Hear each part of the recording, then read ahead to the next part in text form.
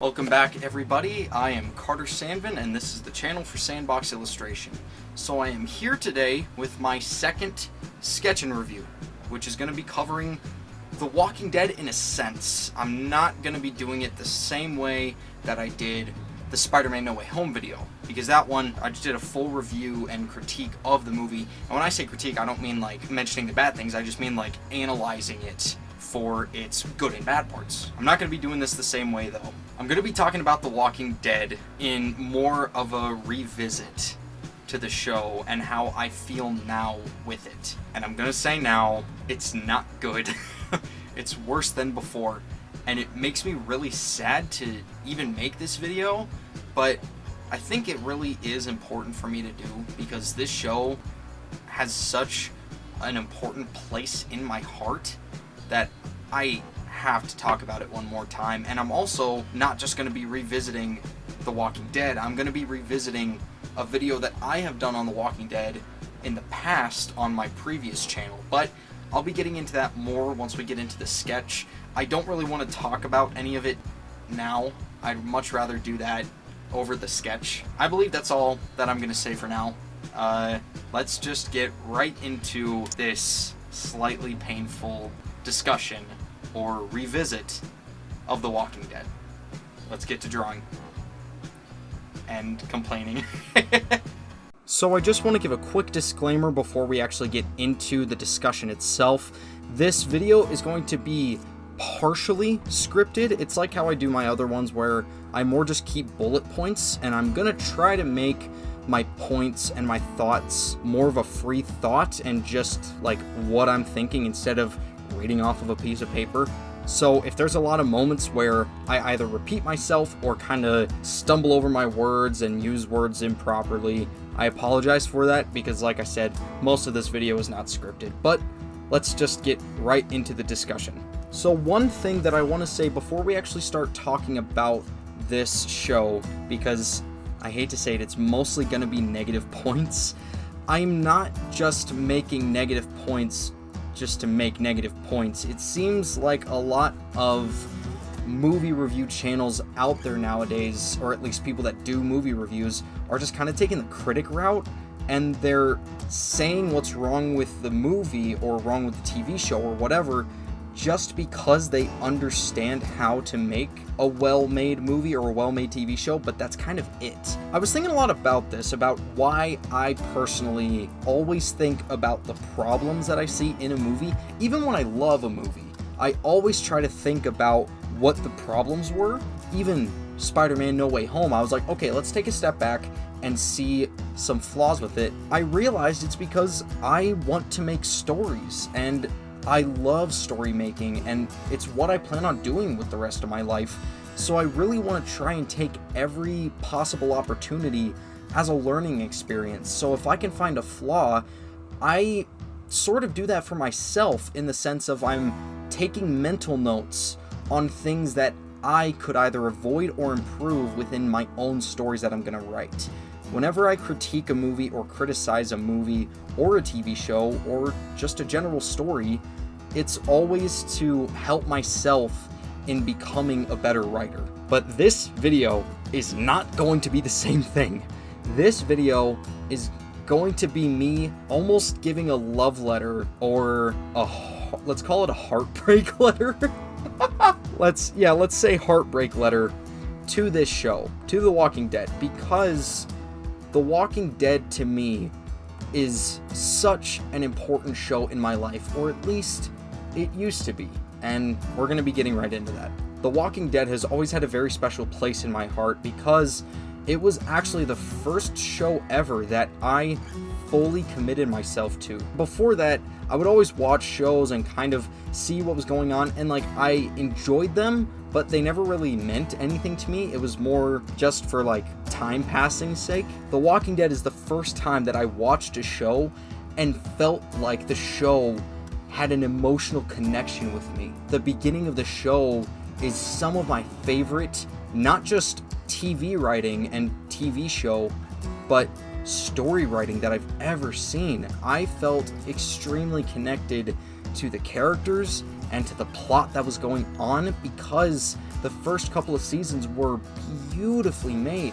Also, I understand that I say beautifully a lot in these critiques, and I'm trying to work on that. It's just the best word to use. I don't know what to say. I'm sorry. This show, I first watched it back, I believe I was 13 years old.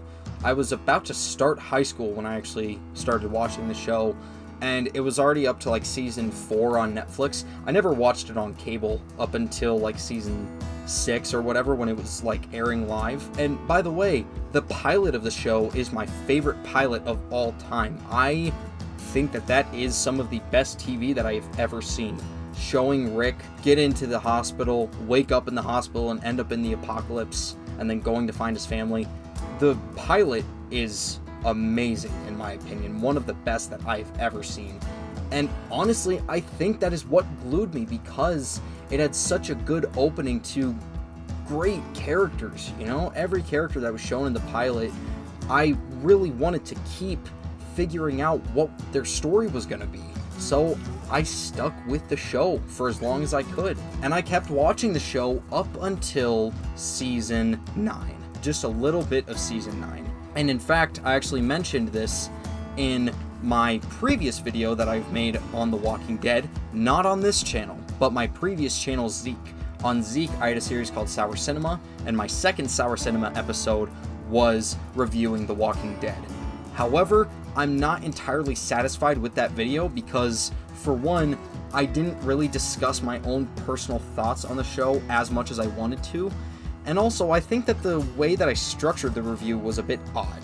It made sense for the system that I set up, but it never really delved into the real problems with the show. So the way that I would review the show is I would look at, say, season 1, season 2, season 3. Season 1, I'd go, okay, these are the new characters that we meet.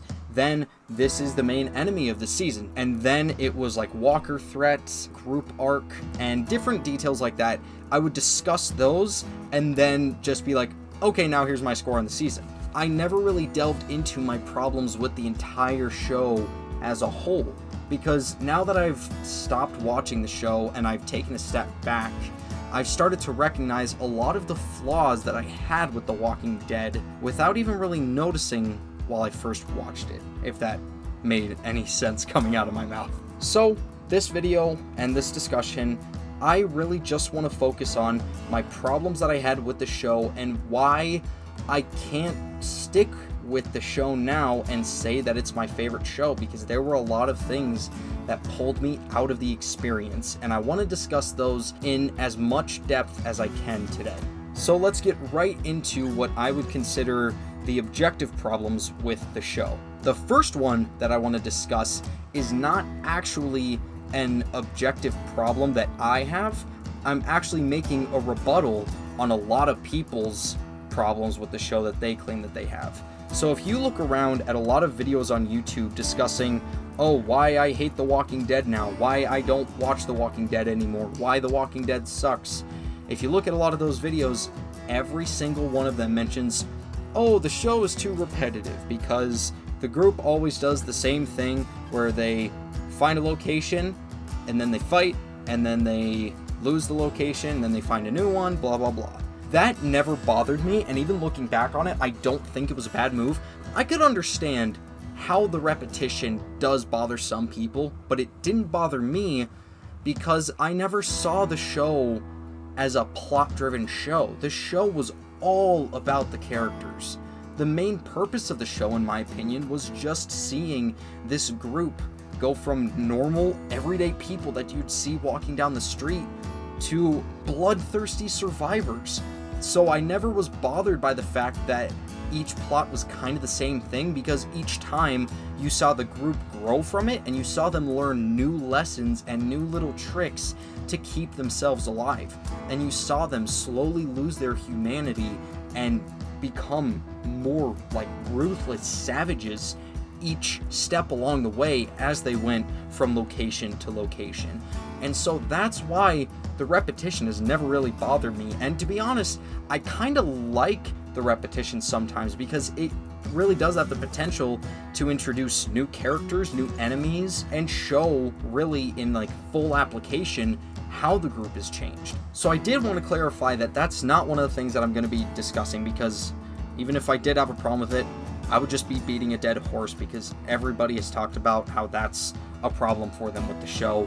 But I will throw The Walking Dead a bone right there. And while we're at it, I'm going to throw them one more bone, because everything that's wrong with the show, in my opinion, is only writing. But everything else, I think, is fantastic. The acting, I would say, is like 98% amazing out of the show. Almost every single actor that is in the show does so good, in my opinion.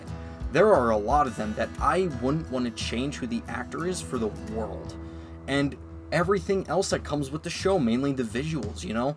The cinematography was beautiful. The action scenes are amazing to watch. They're so fun. The practical effects are fantastic, like with all the zombie makeup and everything like that. The set pieces even, I think, are really cool. Everything that I have a problem with when it comes to this show is just how they continue the story itself. And that's what we're really going to be getting into today. The first point that I want to be getting into with this discussion is inconsistent character arcs. There are 3 characters that I want to look at specifically when it comes to this. Those 3 characters are Morgan, Carol, and Carl.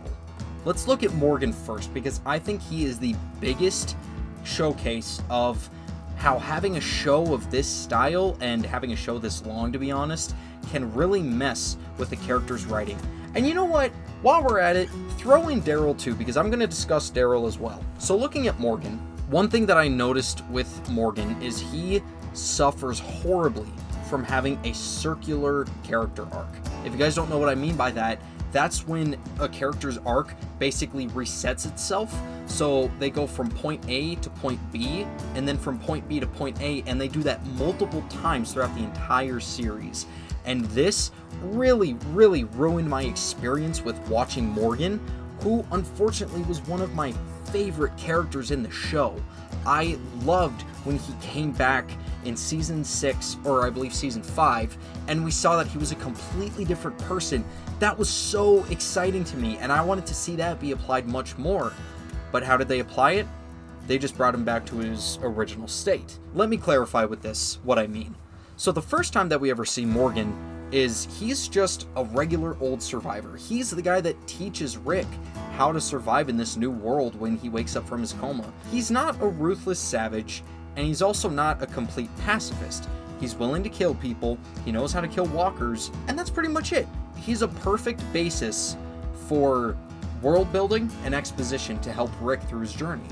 And that's really all that we see of him up until season 3, when they run into him again back in King County. After the death of his son Dwayne, he completely goes unhinged. He sees Rick, tries to kill him, believing that he's some sort of phantom or something like that, because he makes the line referring that he's just a person wearing a dead person's face.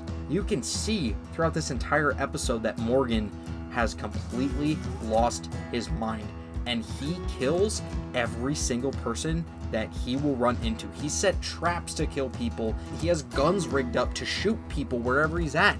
He scopes out on the rooftops to kill people. He's completely gone off the deep end in this world, and he's a really good showcase on what this world can do to people that don't really know how to handle it. And then we see him later in season 5, and he's become a completely pacifistic character. He refuses to kill. He's tried to repent for his previous transgressions. He's taken on the mantra of all life is precious, I shall not kill. He doesn't even eat animals. It's really nice to see that. And I kind of liked that he was gone, and then he comes back completely different, and then his arc is slowly explained later on. And this new Morgan that we see actually makes for some of my favorite moments throughout the series, where we see him trying to convince the current group that they are being too savage and bloodthirsty. Him trying to tell Rick that he doesn't need to kill people, when Rick has killed up to like 50 people at this point. That is very nice to see, until he loses someone that he looks at as a son, and then he becomes an unhinged killer again. And then he decides not to kill anymore, so then he leaves. So if you look at every single moment where Morgan has a big character change, it goes from killer, not a killer, killer, not a killer, so I have to leave. That is his character throughout the show. He repeats his arc like 2 to 3 times. And it is very, very hard to watch because, for one, it doesn't feel natural, so you're not really enjoying the process of seeing him change. But also, you know what's coming up after a while. You know what they're going to do with him because they've already done it 2 to 3 times. And it really bogs down what would be a very enjoyable character for the show. And he was. I thought he was one of the highlights of the show. And I'm really upset with how they handled him.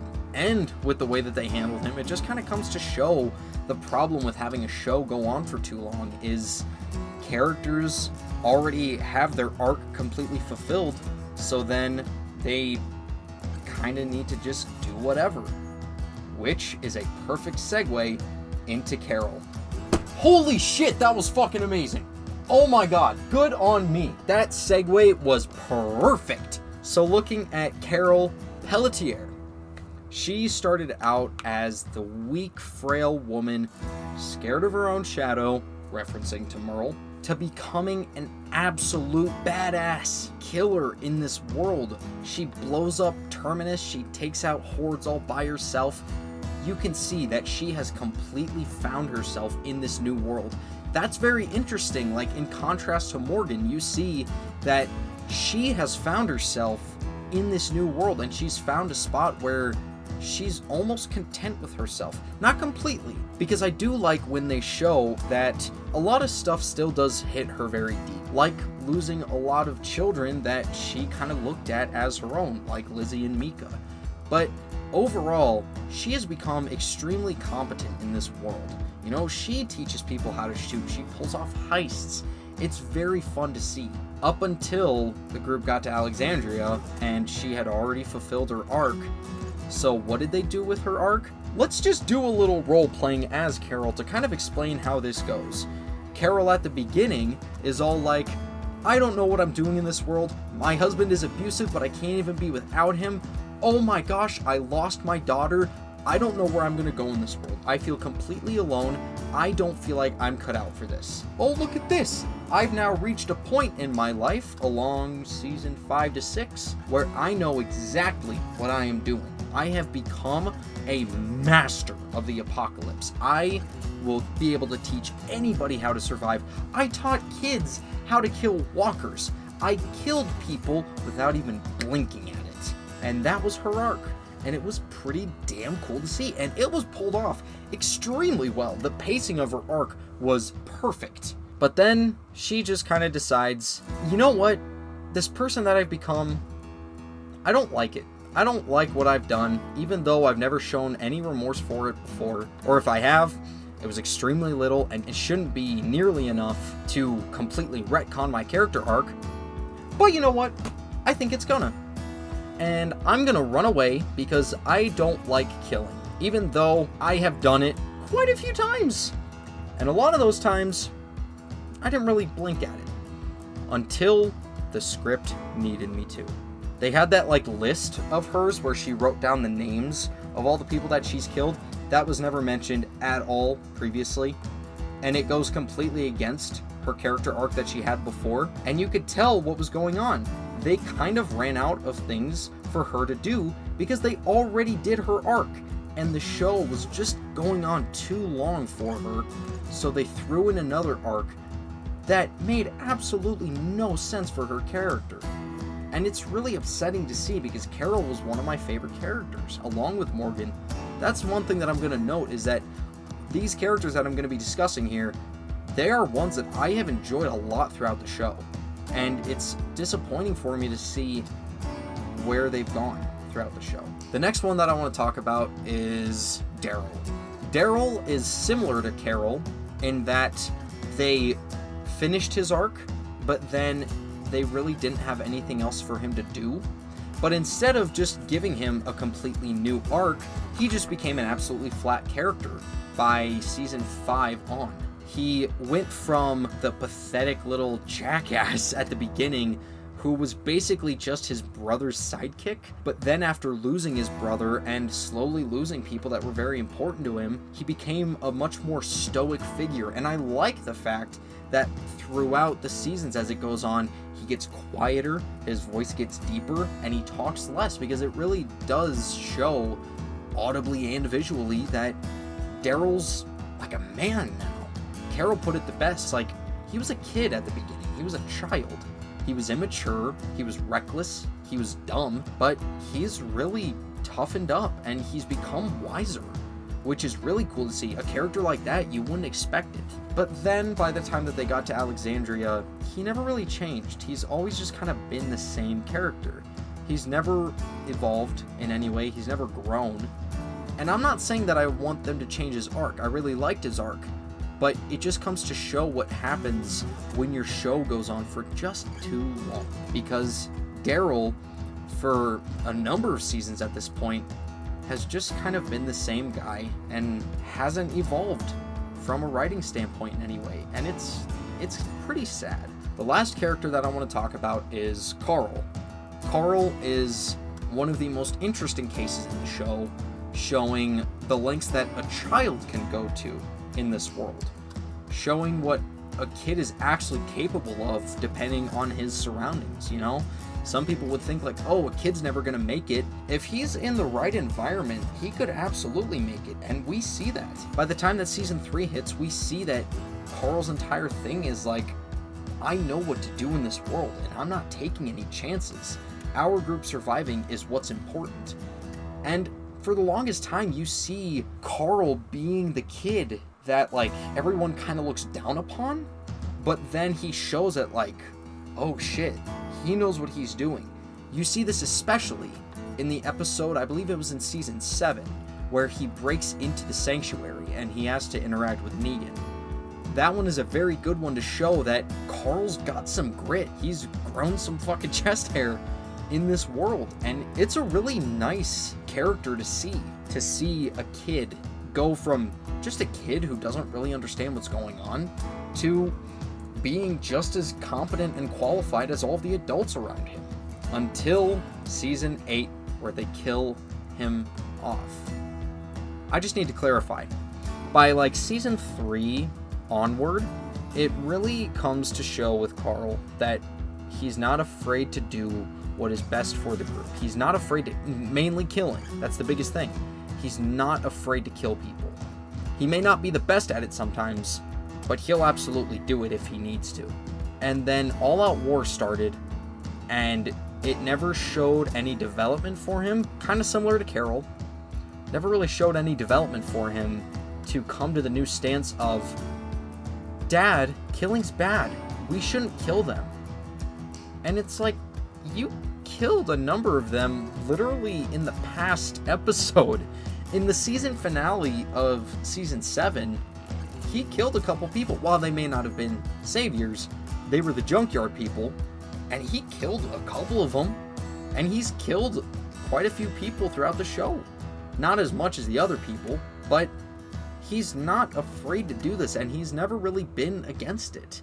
So when they present Carl in season 8 as, I don't like killing. Killing is bad. We should not kill these guys who are definitely going to try and kill us in some way. It really just comes off forced. And you know what?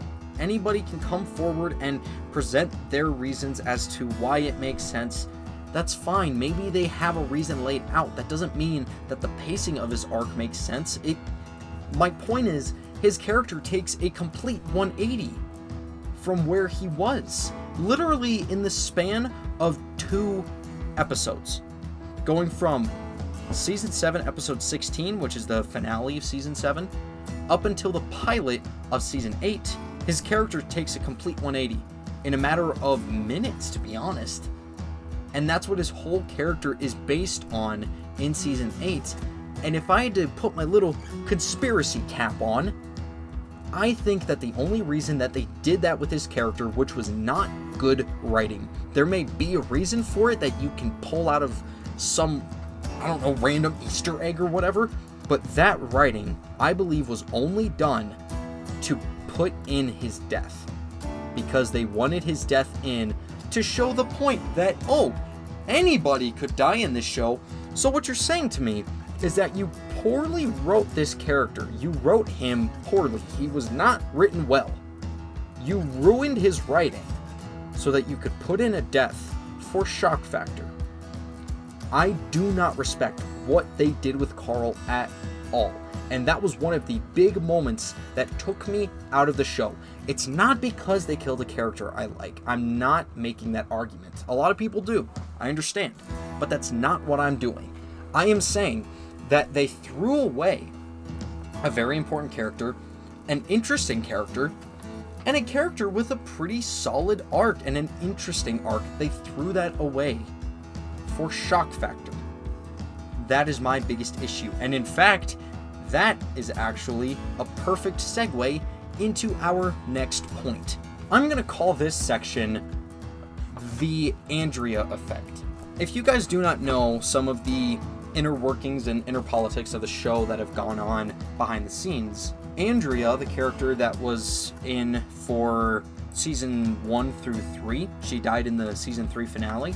It was later revealed that she actually had a contract to be in for 8 seasons. She was going to be in the show up until season 8. And they wrote her out in season 3 for pretty much no reason. They kind of just said, hey, we're going to kill your character.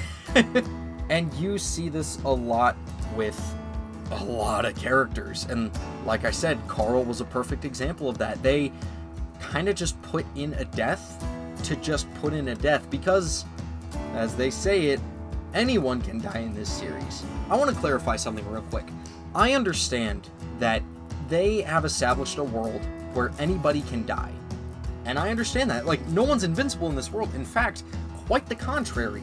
Pretty much everybody could die if the moment is presented right, but that isn't an excuse for bad writing, and in some cases, no writing. Because nothing in the story ever presented something to where this character's death really was justified. And this is bad when I'm defending Andrea, one of my least favorite characters in the entire show, but it still does upset me that she was killed off because they had a plan for her. And they completely gave up that plan because let's shock the audience.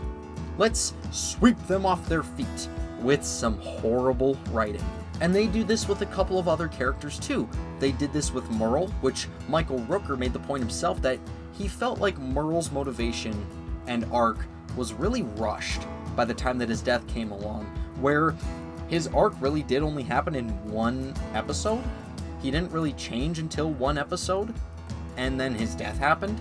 Another one, again, is Carl, where the reason for his death and what caused his death was not put into the show or the writing until season 8.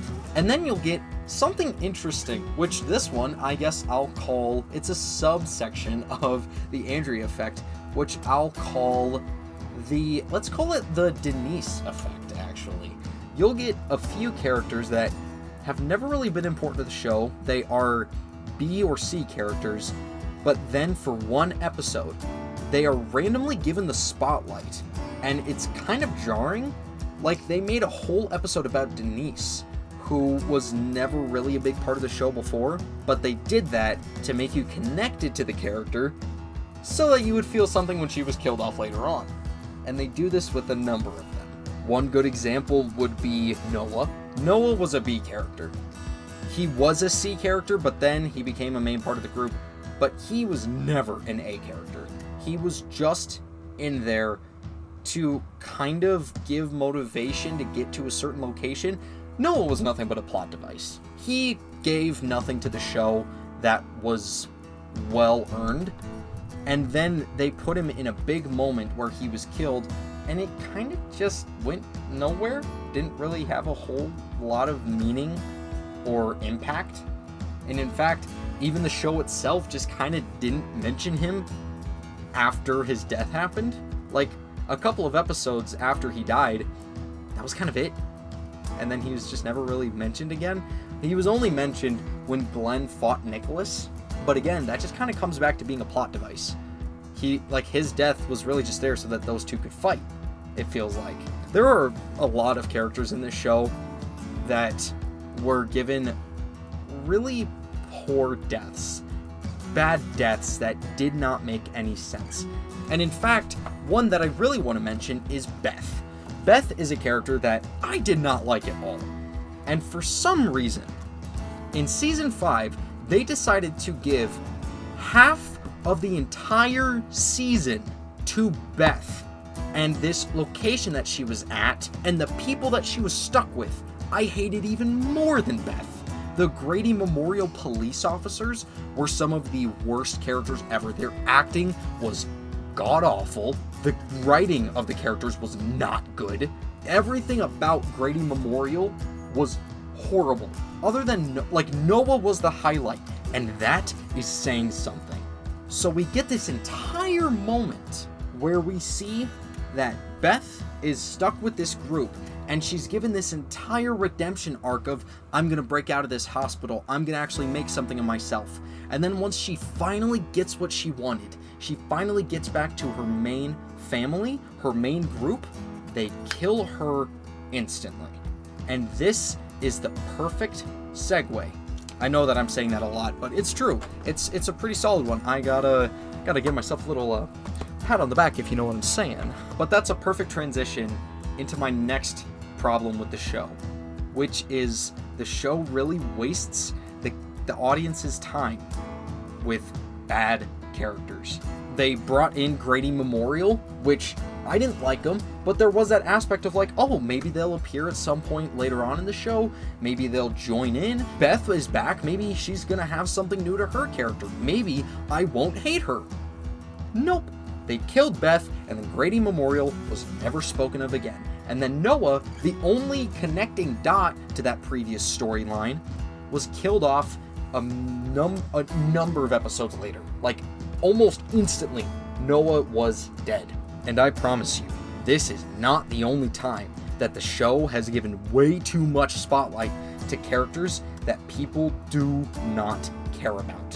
One big issue with this entire thing, which doesn't necessarily refer to just being around bad characters, but it does add in the effect of bad pacing overall in the show, where they'll split up the group in certain ways, and you get certain characters that you may like, but their storylines just aren't interesting enough that they can really carry full episodes or a number of episodes, maybe half an episode, but that's really it. And maybe that point is just purely subjective, where I just don't like the characters, so I'm not really interested in the episodes. But a perfect example of this is after the prison war, where the group splits up into like small little factions, and you'll see Rick, Carl, and Michonne together. Then you'll see Maggie, Bob, and Sasha together, and then Carol and Tyrese along with Lizzie and Mika, and then you'll get Glenn, Tara, Abraham, Rosita, and Eugene all as one group. So you get all these little mini groups that are eventually going to reunite. That right there is not bad at all.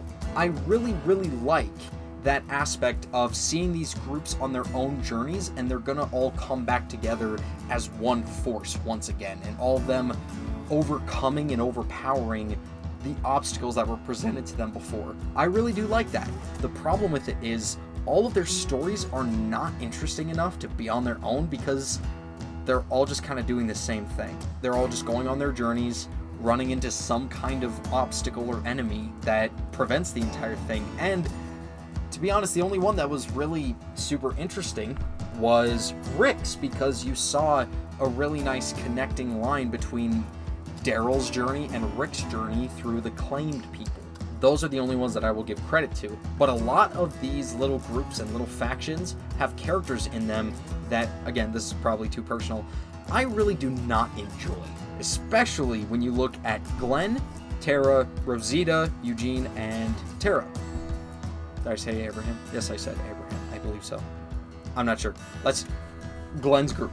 Let's just say that. I only liked two of those characters out of that group, which was Glenn and Abraham, and they shined throughout that entire plot line, especially when they fought. That was really, really good. Everything else, I do not care because they are not good characters. Especially Tara, and Tara was given way too much screen time in my opinion. For her barely being a B character, she's more like a C character. There are so many moments throughout the series where she is given like her own episodes, and it's really not warranted. When we see what happened to the governor after Woodbury, that was an extremely boring plotline. I understand it only went for 2 episodes, but it was an extremely boring plotline, and the characters were not enjoyable at all. It's only enjoyable to see what's going on with the governor. Everyone else kind of sucked. And then later on in season 7, we see Tara have her own episode, which was one of my least favorite episodes out of the entire series, because not only does it have a really bad main character in my opinion, but it introduces a group that's just as bad as her.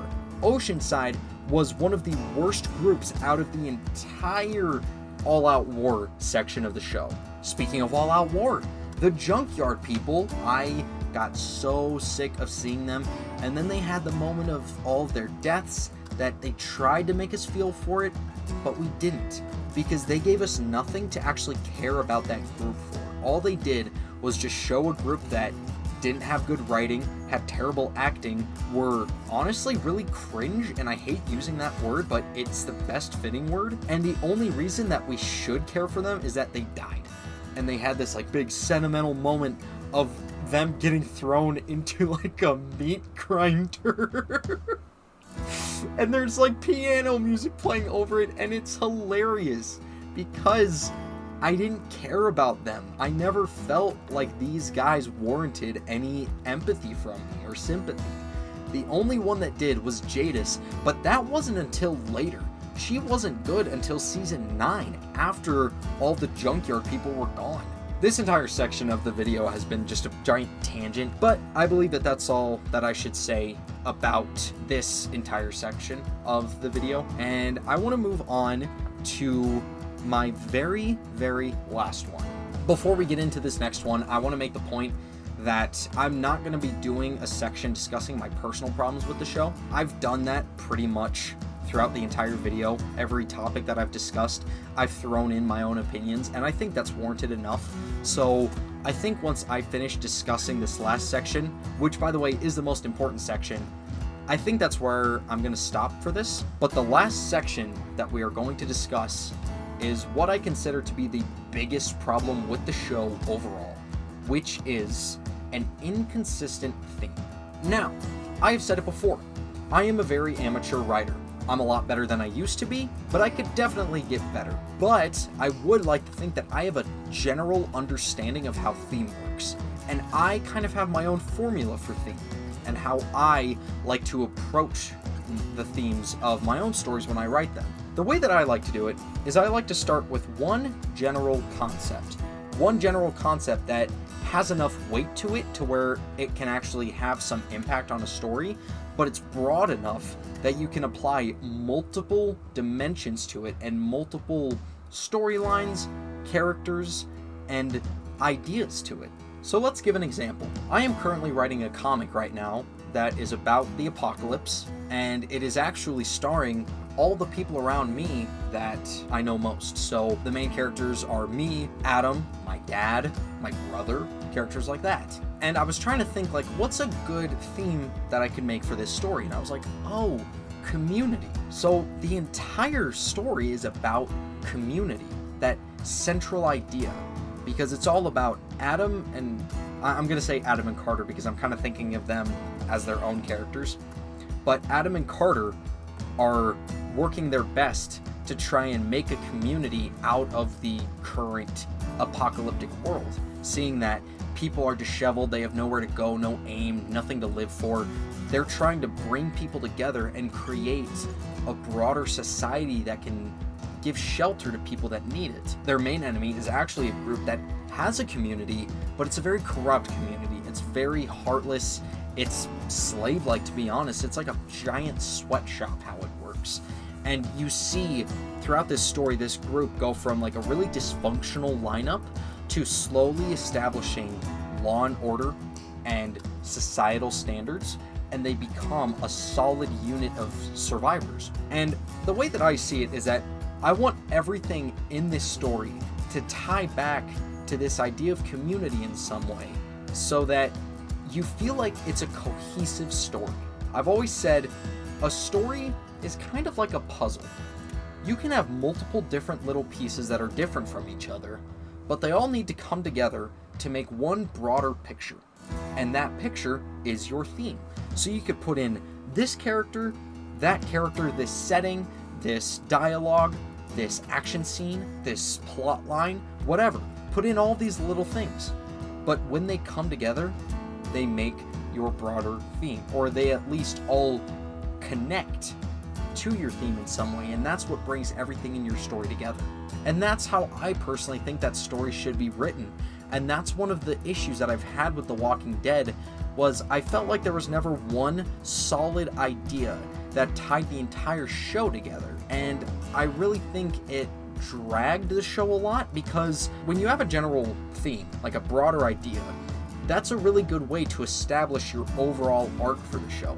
So like if you're writing a story about a group, like sure, every character is going to have their own arcs, but it's good to have that group right there, the main group, have their own arc, which connects back to the theme. And if there's no theme, then not only the main group and the characters, but the story overall is kind of aimless, because it really has no end goal. If there's no theme, then there's no like destination. You know, if your theme is community or morality or humanity, you need to write your story to be reaching that in some way, you know, reaching a place of high morality or healthy community, stuff like that.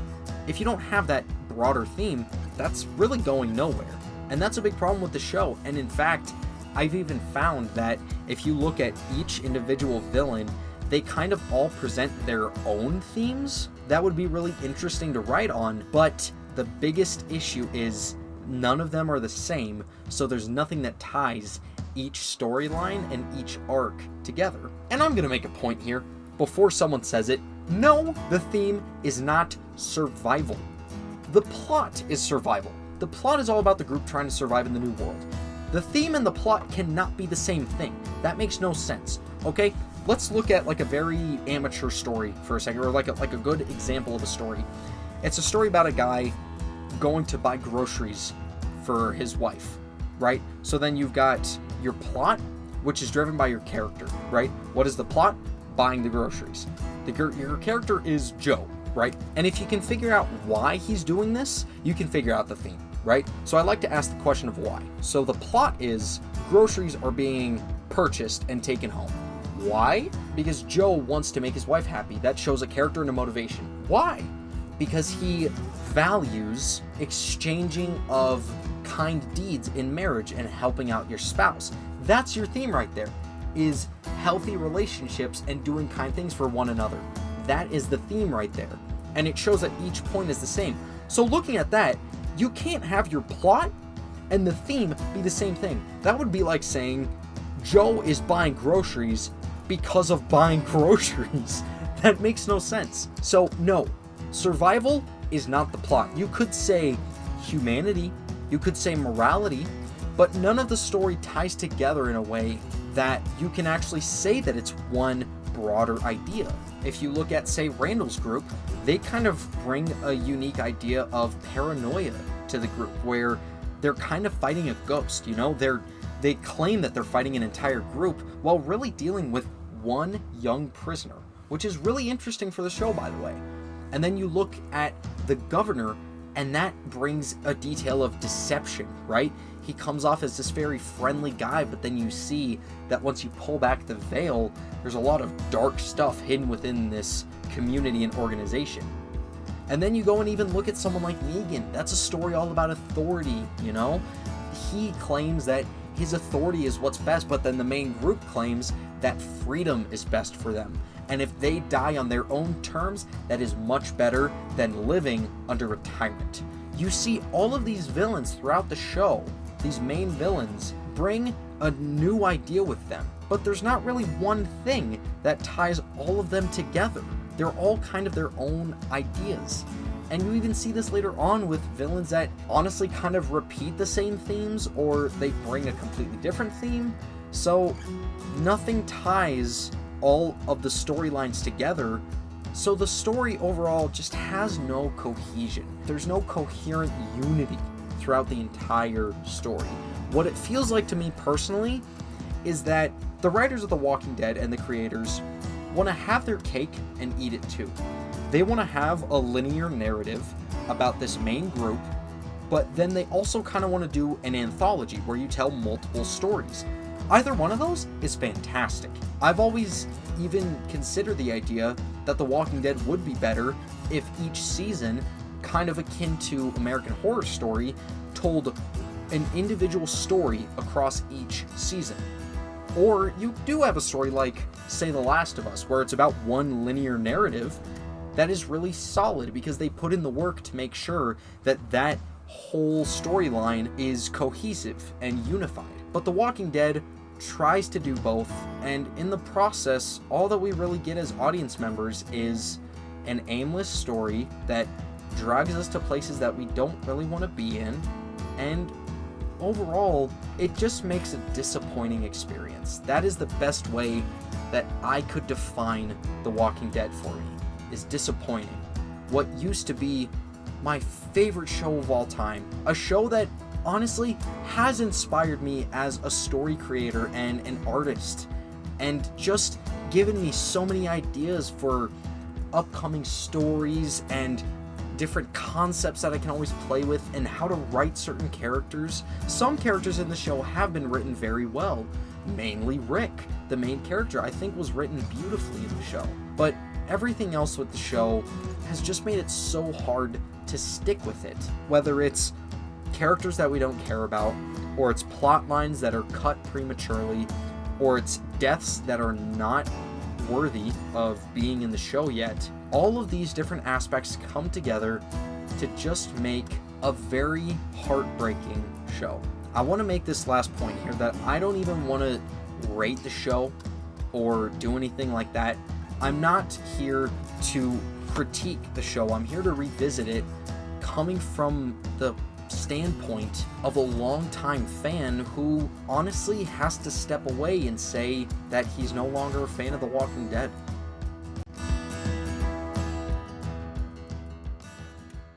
Hello again.